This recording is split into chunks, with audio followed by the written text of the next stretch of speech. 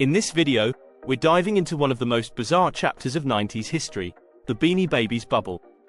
What started as a toy fad exploded into an investment frenzy, with some collectors spending their life savings on these small stuffed animals. But how did it all go so wrong? And what can we learn from this bubble today? Hey, welcome to the channel. Today, we're breaking down the wild and crazy story of the Beanie Babies bubble. From humble beginnings as simple stuffed animals to becoming speculative investments worth thousands of dollars, Beanie Babies captured the world's imagination. But it wasn't long before the bubble burst, leaving collectors with nothing but piles of plush toys. Stay with us until the end to hear about the rarest Beanie Babies still worth something today, and why they still hold value. Trust me, you don't want to miss this. Let's start with the origins of Beanie Babies. Back in 1993, Ty Warner, the founder of Ty Inc., was already a successful toy salesman. But he had a vision to create something unique, something that would stand out in a market dominated by big, expensive stuffed animals. His idea? Beanie Babies, smaller, more affordable plush toys filled with plastic pellets, giving them a flexible, beanbag-like feel. Priced at around $5, they were designed to be accessible to kids and adults alike. But the genius of Ty Warner wasn't just in the design, it was in the way he marketed them. Warner deliberately kept production numbers low and retired specific Beanie Babies after short runs. This wasn't just a marketing ploy, it was a masterstroke that triggered what economists call artificial scarcity. Collectors and parents alike began to believe that if they didn't get a Beanie Baby now, they might never be able to get one at all. This artificial scarcity drove demand through the roof. Warner was able to create the illusion that each Beanie Baby was a rare commodity. To put it into perspective, think about this. At the peak of the craze, stores couldn't keep them in stock. People lined up hours before store openings, and some retailers limited the number of Beanie Babies customers could purchase. Warner also capitalized on human psychology by using the concept of retirement.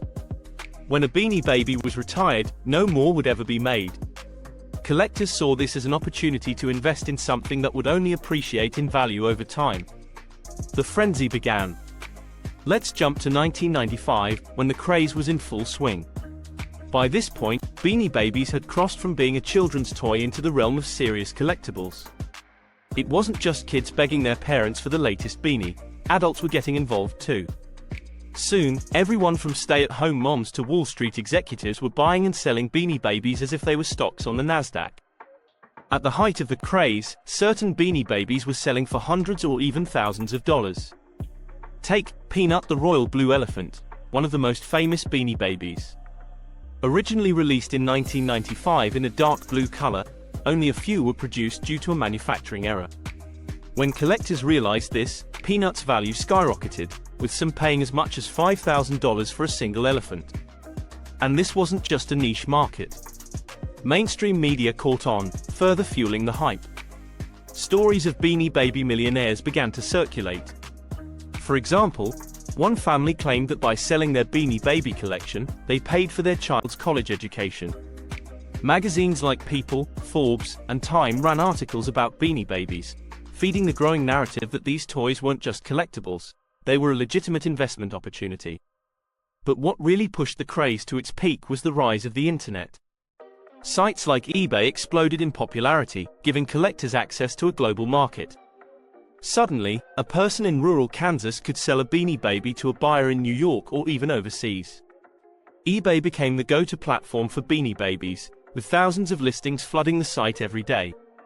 At one point, Beanie Babies accounted for 10% of all eBay transactions. That's an astounding figure for what was, at its core, a $5 stuffed animal. But, like all bubbles, the Beanie Baby bubble was destined to burst. And burst it did.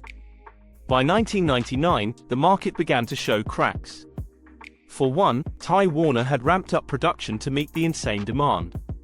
New Beanie Babies were being introduced constantly, and stores that once had waiting lists now had overstock. What once seemed rare was now everywhere. The final blow came when Warner announced that he would be retiring all Beanie Babies at the end of 1999. Many thought this would send prices skyrocketing again, but the opposite happened. Collectors began to realize that the sheer number of Beanie Babies in circulation meant that they weren't as rare as they once believed.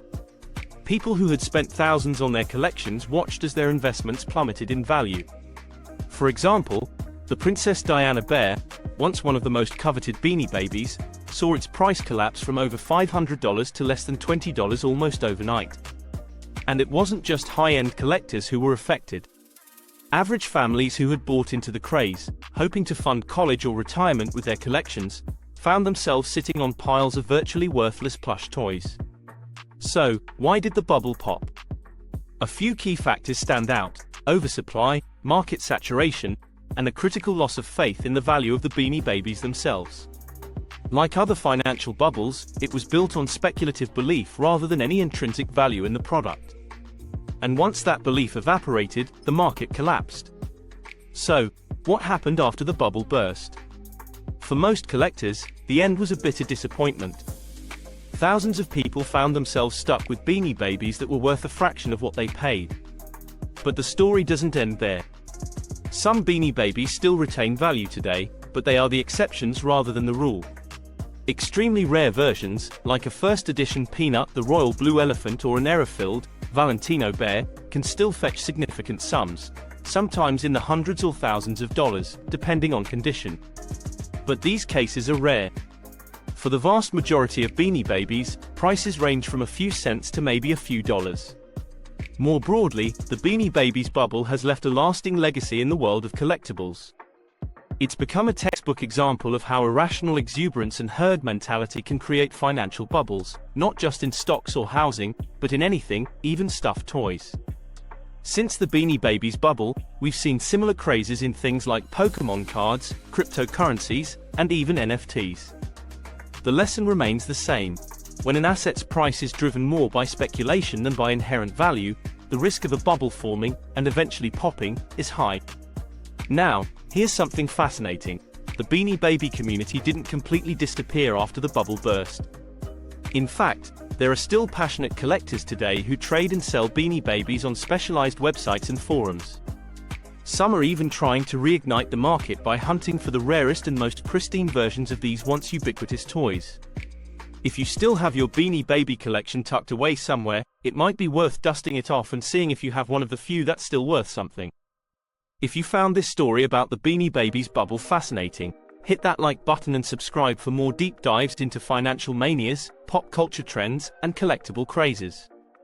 Let us know in the comments if you or someone you know got caught up in the Beanie Baby mania, and, as always, thanks for watching. We'll see you in the next video.